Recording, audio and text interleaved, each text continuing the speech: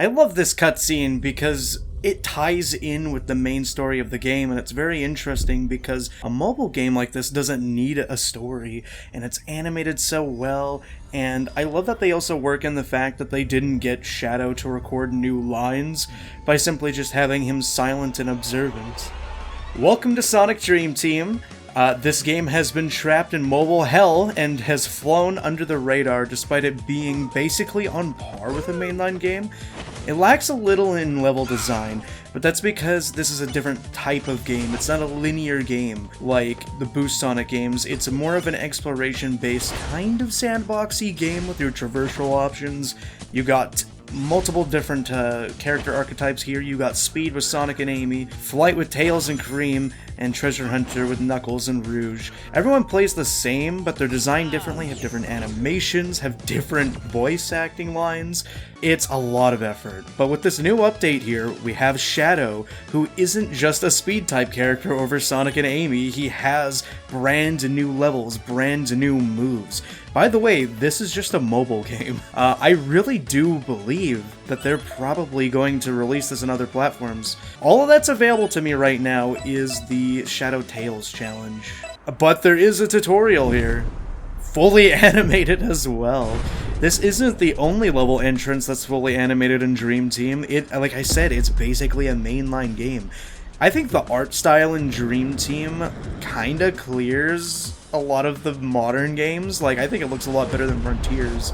And I love Frontiers. I love how realistic that is. But, like, let's take a look at Shadow here.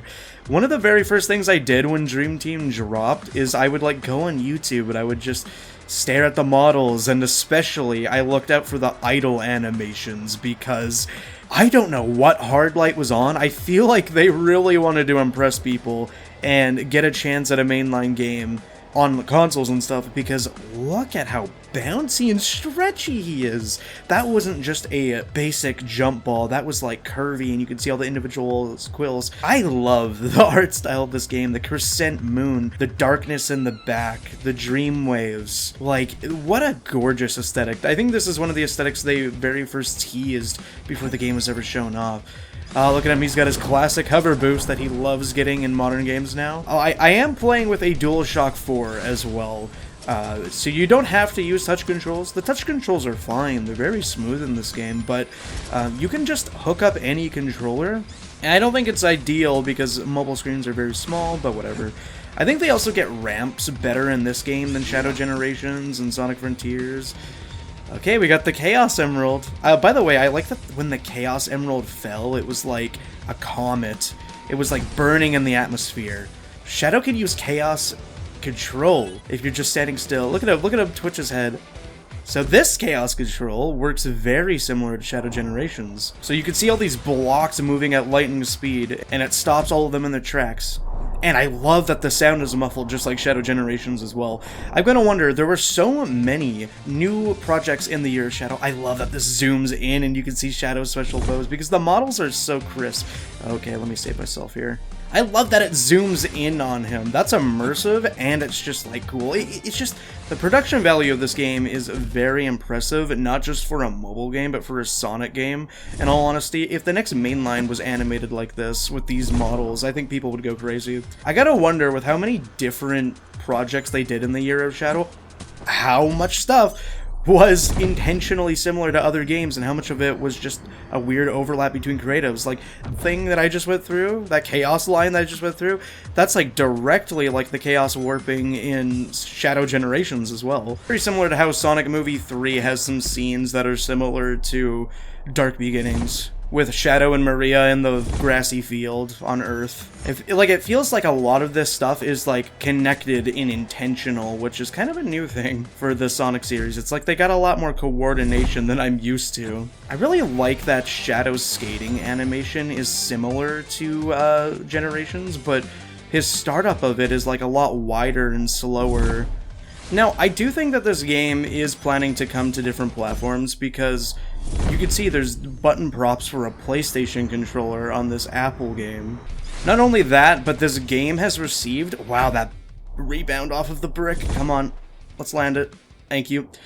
This reminds me of those green orbs that give you a boost in Frontiers, but it's just for extra chaos control to extend the duration of it all. God, Shadow is so pretty. Look at the light coming off of him there. And I think that this aesthetic fits him so well, even though I'm pretty sure this like nightmarish aesthetic was in the base game. But yeah, they've been receiving Frontier-styled content updates to add new levels and new challenges and new level gimmicks. I think the fact that they're putting all this updated content in the game is so that when it releases on other platforms, it plays less like a mobile game. And just like that, we've got all the keys. And think about it now, we have another brand new character who definitely wasn't intended to be in the game originally. They were definitely just contacted by Sega and they're like, yeah, hey, can we get Shadow in the game?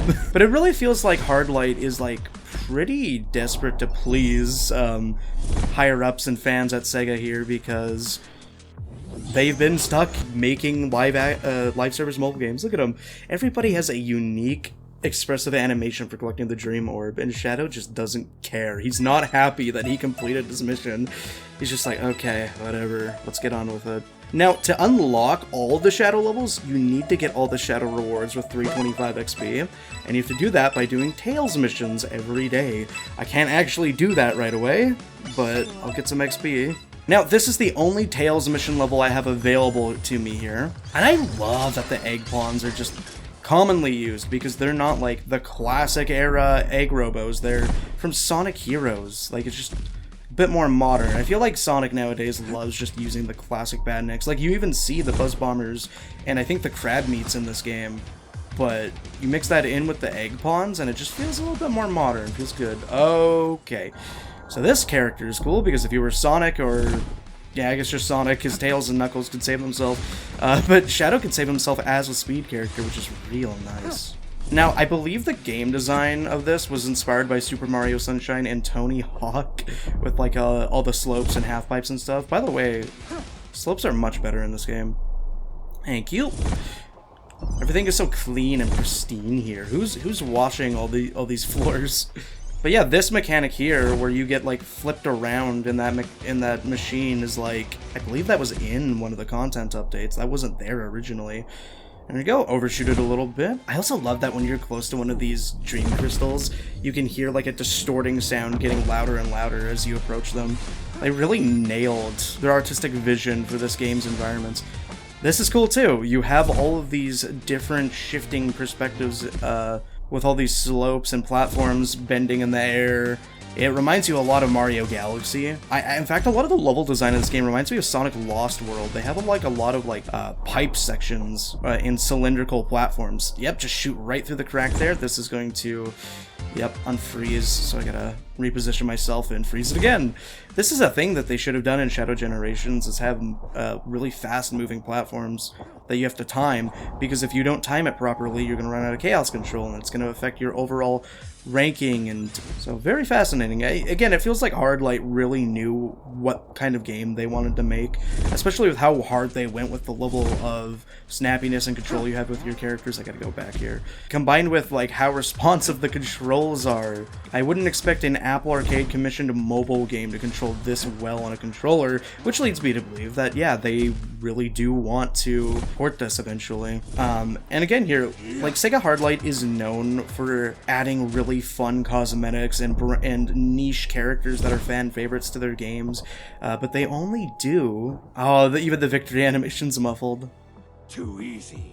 Wow, you were really aggressive for that B rank, combined with your unimpressed expression there, Shadow. But yeah, you know, Sonic Forces Mobile is very low poly, and the characters don't have like movesets necessarily, they just have some attacks. Sonic Dash is just a skin over Sonic entirely, but here we are with Dream Team, where you have entire new animations, voice acting, and different abilities. I had the opportunity to play Dream Team for the first time ever just a night before the Shadow update released, because I wanted to prepare and I wanted to play it. It just looked so clean. And I love Hardlight's work. I play so much Sonic Forces Speed Battle, basically just because their cosmetics are super good. And here we are with the potential to have a just regular Sonic, gameplay formula game, with voice acting and brand new moves. Like, I think Dream Team has the best Boost era character roster. Frontiers is really close just because they have like complex combat and everything, but everything just feels so much more polished in Dream Team, which is really weird to say. I genuinely love playing Tails in this game too. I can't think of very many other games where I love playing Tails. He was good in Superstars because you could like hold down when you were flying. I guess he was good in Sonic Adventure 1. Sonic Adventure 1 and Sonic Heroes have like the best character rosters. But if we're talking strictly boost, yeah, this is the best Tails, and this is like the best boost roster. But if you really like combat like I do, again, you can argue it's Frontiers. Anyway, but could you imagine that this game was on all platforms and it released like bi-monthly updates with new levels and stuff like that? Like the whole Tails challenge system is like a rotating daily level, basically. It's kind of crazy. And they have a really big reward tree too. Like you can unlock soundtracks from all the other Sonic games and all kinds of like statues and stuff. That's the interesting thing is mobile games try to be addicting so you can come back and play it as much as possible. But look at him go. Look at that animation.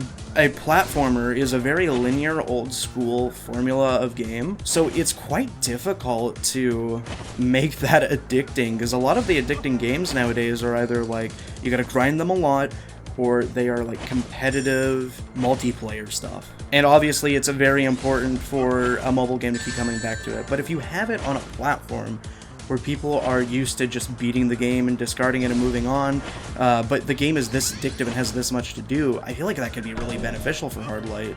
But that being said, like imagine if Dream Team had even like 30% of the roster of a game like Sonic Forces Speed Battle. That being said, I think it's really crazy that we have the Movie Shadow DLC as a playable character, Movie Shadow in Sonic Forces, and Shadow in Dream Team, all within the same week leading up to the movie, which comes out today. Crazy marketing, like the amount of effort that it takes to develop 3 different playable characters, all as Shadow, and release them in that same week, just to get hyped for the movie. But yeah, that being said, if you're new here, check out my Sonic modding playlist, because that's what I usually do. I like to cover as much Sonic stuff as I can, fan-made and official, so thanks for watching.